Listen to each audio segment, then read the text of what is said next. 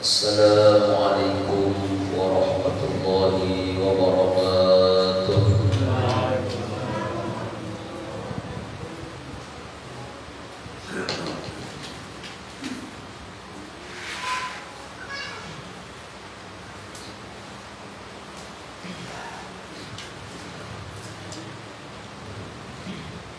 Bismillahirrahmanirrahim. Alhamdulillahirabbil alamin wa bihi nasta'inu ala umuri dunya waddin. Allahumma shalli wa sallim wa barik ala sayyidina maulana Muhammadin wa ala alihi wa sahbihi ajma'in. Subhanaka la ilma lana illa ma 'allamtana innaka antal alimul hakim. Rabbi shrah li sadri wa yassir li amri wahlul 'uqdatam min lisani yafqahu qawli. Wasaddid lisani wahdi qalbi bijahi Nabi sallallahu alaihi wasallam. Amma ba'd. Kita buka halaman 19 baris yang kedua dari bawah. Bismillahirrahmanirrahim. Qala musannif rahimahullah ta'ala wa nafa'ana bihi wa bi jami'i ulumihi fid dharain amin. Ar-rabi'u adapun yang nomor 4 atau bermula yang nomor 4, yaitu ayyaqna minal quti wal libasi bima tayassara, yaitu hendaklah muta'allim atau orang yang belajar itu menerima makanan seadanya. Jadi ayyaqna minal quti ini makan seadanya. Orang yang menuntut ilmu di pondok pesantren dimakan tuh ayyaqna minal, ia menerima dengan makanan yang sederhana yang apa.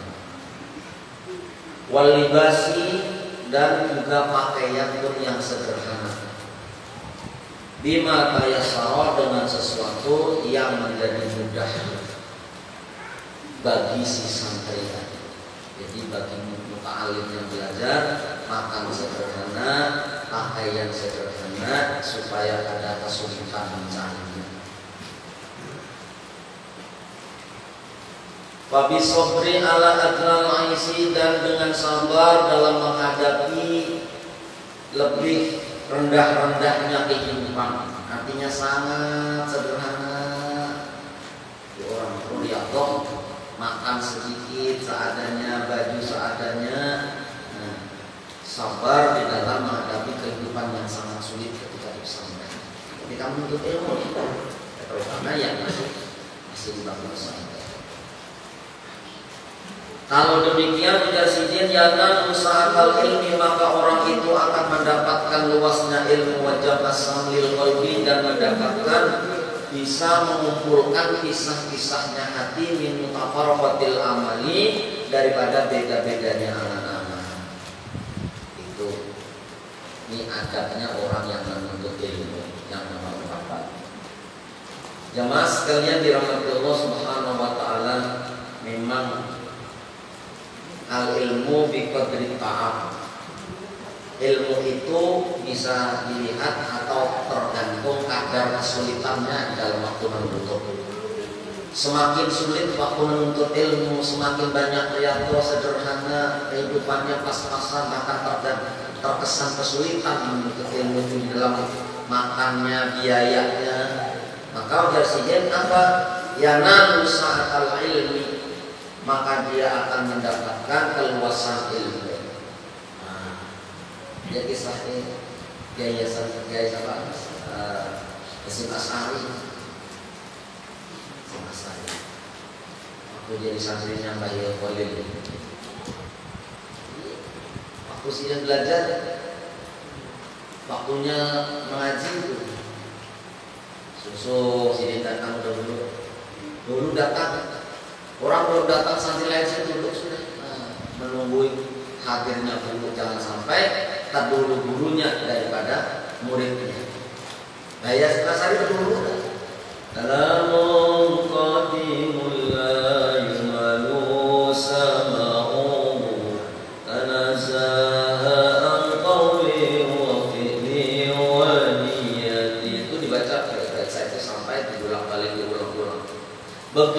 murid-murid sibak datangan sudah, Mbah Khalil datang. Apa jasa Mbah Khalil? Hasil cari kayu bakar habis untuk masak. Nanti santrinya bingung masak, punyai bingung. Ayo cari kayu bakar dulu. Gimana? Padahal bayangkan datang ke dahulu, santri lain belum datang, murid lain belum datang, sini datang dulu sudah. Begitu santri lain penuh, lalu baik Mbah Khalil datang, apa kata Mbah Khalil? Hasil, ayo limbah air, ayo cari kayu bakar. Itu kayak kerja tempat ngaji. Begitu selesai kayu bakar sudah dapat, ditaruh di dapur umum, cepat-cepat beliau mengambil air wudhu, mau ikutkan si kitabnya di bawah lagi begitu sampai duduk. Apa yang saya melihat?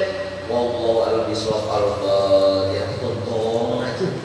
Air itu aja saja 6 bulan alim. Ayo. Jadi memang pada hakikatnya orang menuntut ilmu itu mencari keridhaan guru. Bilang itu gurunya, masya Allah, kayak tutup, kayak dibuka oleh Allah, hatinya dibuka, pikirannya dibuka, mudah menerima ini. Ya sih apa di sini?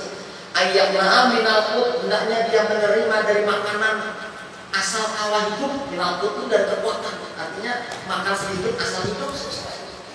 Kalau santri sekarang mana ada masak sendiri, waktunya makan tinggal antri, ambil di talam, tinggal makan, SPP-nya dibayar apanya. Ayo, kalau dulu, masya Allah. Ini jadi hendak buatnya puasaan, hendak maghrib masak di dapur teh, buatin di dalamnya pucuk-pucuk daun-daunan, tinggal ngaji sudah. Menjelang maghrib itu pengajian. Begitu selesai mengaji maghrib sudah dibuka sudah makan seadanya. Sekarang makan pada beli waktu tidak makan harus ada waktu. Wal libasi ima yasarata bi sabri al adnal aisi, baju pun sederhana, dia sabar dengan kehidupan yang sulit, ya nalu sa'atal ilmi, maka dia akan mendapat keluasan ilmu. Wajah sama kalau dia mampu mengumpulkan kisah-kisahnya hati min mutafarriqatil amali, daripada beda-bedanya angan-angan. Jadi orang yang dalam keadaan sederhana, pikirannya bersih, makanannya halal murni, kadang mengandung makanan yang menyebabkan kuatnya nafsu, ada kuatnya syahwat, ada. Jadi sekedar mengganjal perutnya, maka terang hatinya, terang pikirannya, mampu mengumpulkan pikiran-pikiran yang tadinya kadang bisa dirangkai, kadang bisa dirangkum, kesulitan-kesulitan pelajaran dia mampu. Nah itu. Wa yatafajjaru bihi nabiul hikami, dan akan mengalir di dalam hatinya itu ya nabiul hikami, yaitu beberapa sumber hikmah. Diberkati hati itu, akhirnya dari hatinya keluar ilmu-ilmu hikmah. Artinya kadang-kadang tanpa dia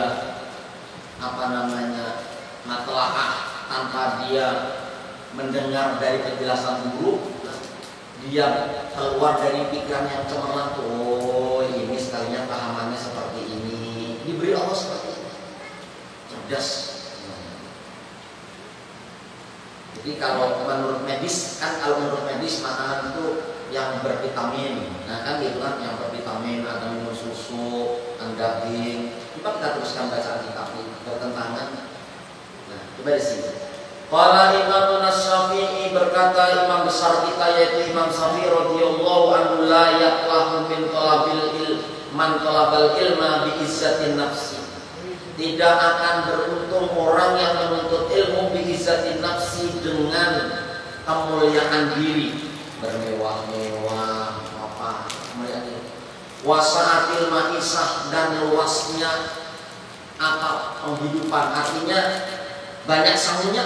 Kalau zaman sekarang, jadi wasa'atil ma'isah itu luasnya, kalau Jawa mengartikan luasnya ambane pengumpul jiwa, artinya luasnya sangat, banyaknya sangat, banyaknya orang. Ajar sidin apa?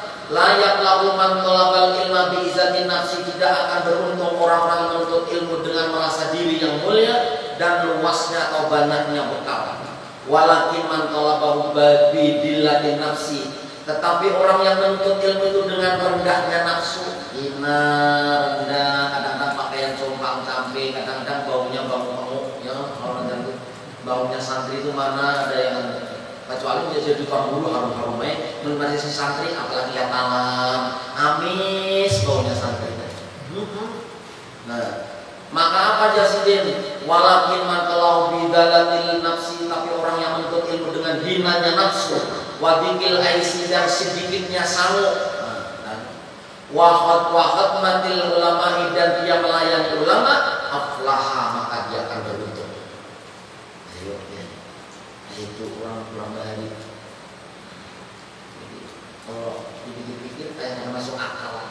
Aturannya yang banyak duitnya, nyaman di pesantren, makan nyaman-nyaman, cerdas ini.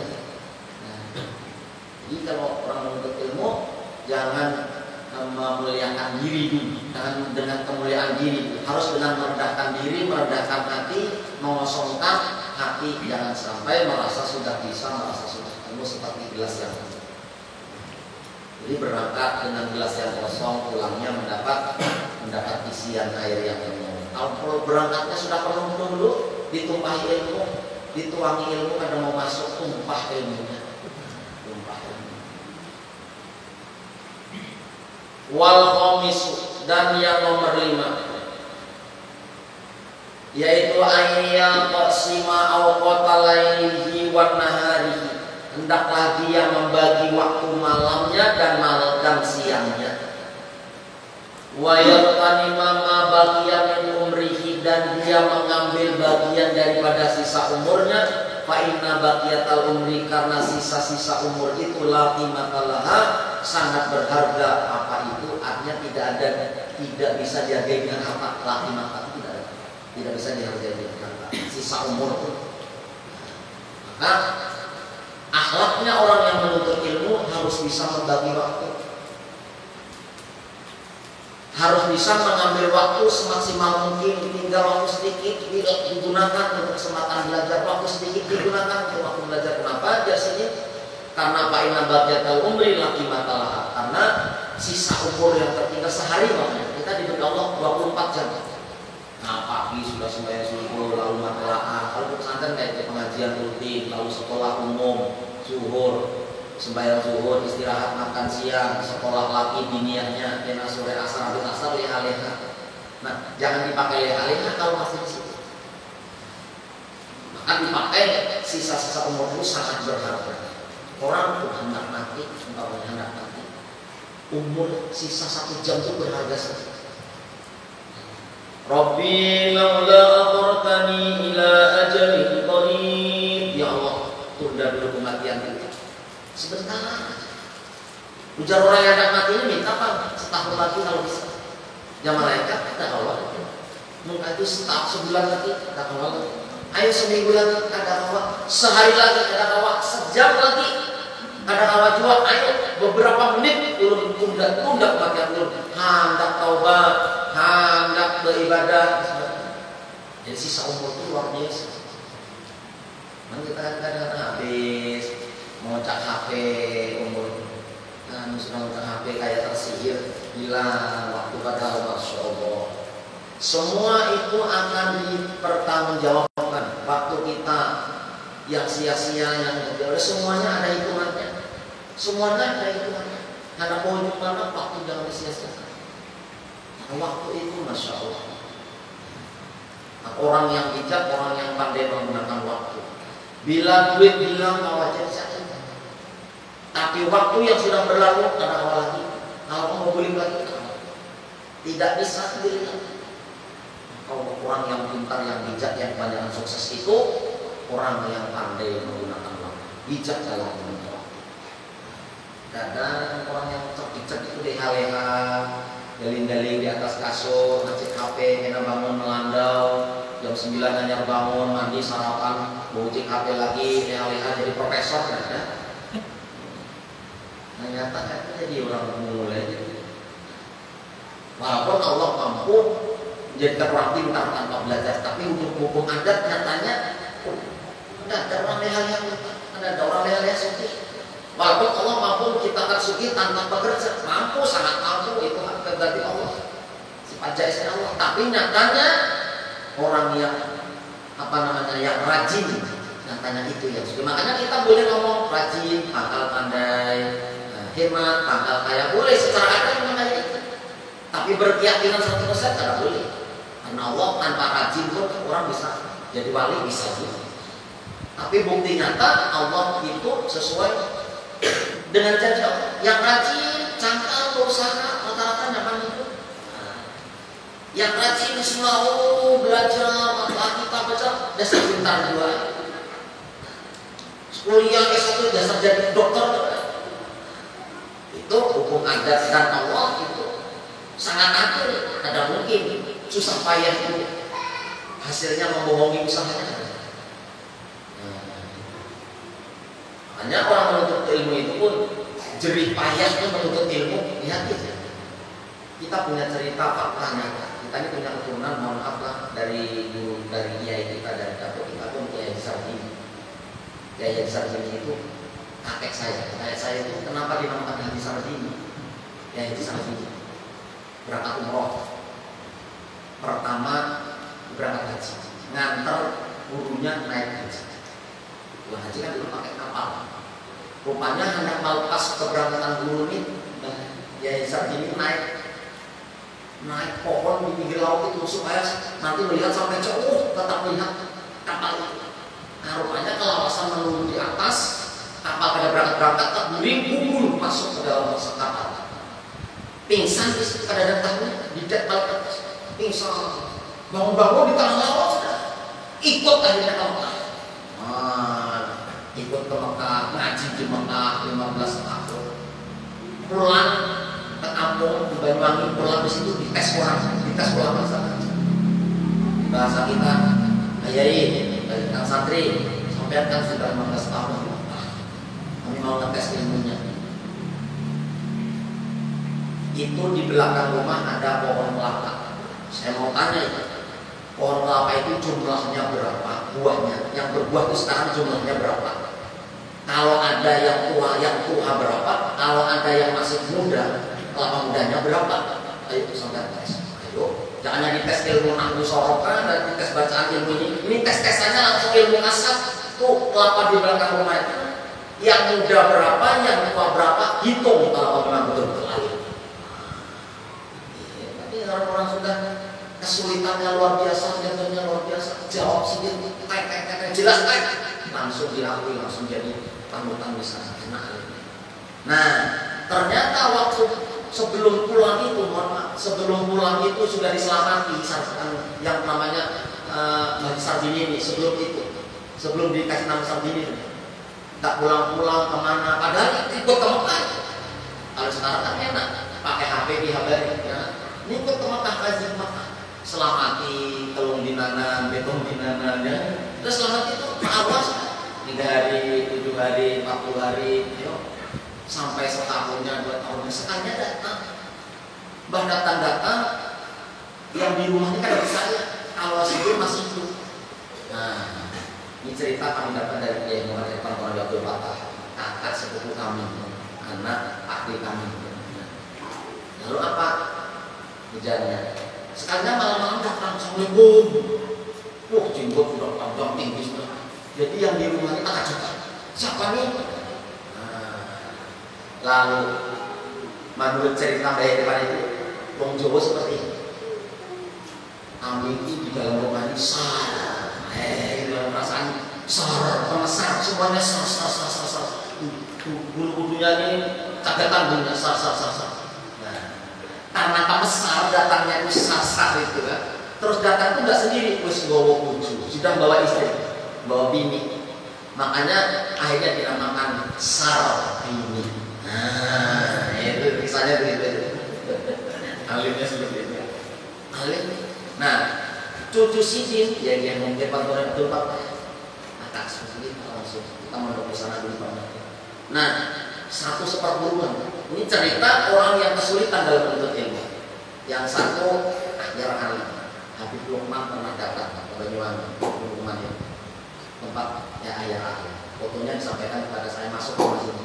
Ustaz ini siapa? Ini kalau kita manggilnya Kang Ahyar. Ini sudah kiai bersama dia, tapi dia masih anak adik saya. Bapaknya dia adalah kakak mama saya. Jadi saya ambil kan ya menjadi kiai ya. Terus yang satunya yang Nawawi punya pesantren, punya murid baru. Ternyata yang ahyar ini kan yang dulu waktu di pesantrennya luar biasa apa? Julukannya Macan Banyuwangi waktu mondok di Peloso. Saking hafal alfiah bolak-balik sungsan alfiah mulai kalau Muhammadul Maliki sampai selesai dibalik mulai belakang sampai yang menulis teksnya alfiah di pondok pesantren Peloso waktu itu beliau ya. Tapi ternyata sudah ke kampung pulang ke rumah. Nah, artinya ya memang orangnya alim, tapi murid yang kayak di pesantren ada. Dulu ada katanya pengajian majelis taklim, sekarang sudah ada lagi. Dulu waktu mondoknya kiriman mie kentang. Nah, gimana? Mie kentang. Makanannya tuh mie kentang telur. Mie kentang telur, nasi mie kentang telur. Pokoknya nikmat lama banyak di pesantren. Dia cerdas, tapi ternyata sampai sama-sama pulang ke masyarakat pemanfaatannya jauh. Kalau mau pakai tontonan yang lupa baru mondok. Kalau bapaknya Yai Ahyar itu namanya Ali, jadi Yai Ahyar Ali. Kalau memakai tontonan Abdul Fatah, bapaknya namanya Usman. Itu putra baroknya. Kalau mama saya itu ragilnya. Lalu apa?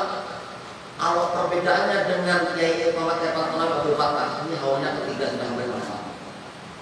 Waktu mondok pertama masuk ke pesantren bisa duit 500 rupiah zaman dulu itu, entah tahun berapa, 500 rupiah. Ditukarkan, dibelikan. Kalau sekarang mohon maaf, makanan untuk bekal apa oleh-oleh di pesantren. Tinggal sisa duit 15 rupiah. Kalau Jawa ini bawa kawan, dia ini terus bawa makanan untuk santri oleh-oleh. Tinggal 15 rupiah. Bukan 15.000, 15 rupiah. Nah itu baru mondok, belum bawa beras, belum bawa apa, duit tinggal 15 rupiah. Akhirnya apa? Mulai mondok pertama sudah nggak makan nasi. Di luar pesantren itu ada pohon apa? Namanya pohon mengkudu. Nah dilihatin mengkudu ini buahnya banyak sampai gugur, itu yang dimakan. Ngambil sama orang yang bilang, lah ini mengkudunya yang jatuh saya ambil dulu. Oh silakan, kalau nggak ambil petik aja nggak apa-apa. Jadi makan mengkudu sampai habis buahnya, begitu habis buahnya daunnya dipetik, itu direbus, itu yang dimakan 8 tahun. Makan buahnya kalau berbuah, kalau nggak berbuah makan daunnya 8 tahun makan mengkudu dan daun mengkudu. Pulang sama-sama satu perguruan, satu pondok pesantren, sama-sama alimnya, tapi berkah ilmunya sangat jauh. Beliau berhasil mendirikan pondok pesantren, ada santri-santrinya banyak sampai sekarang diteruskan. Beliau wafat sekarang meneruskan adalah putra putrinya. Jadi kesulitan di dalam menuntut ilmu, ilmu biqadri ta'ah.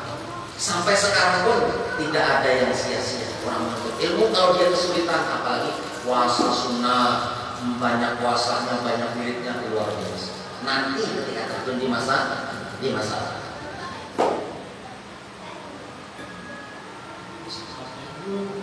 menit lagi. Masuk.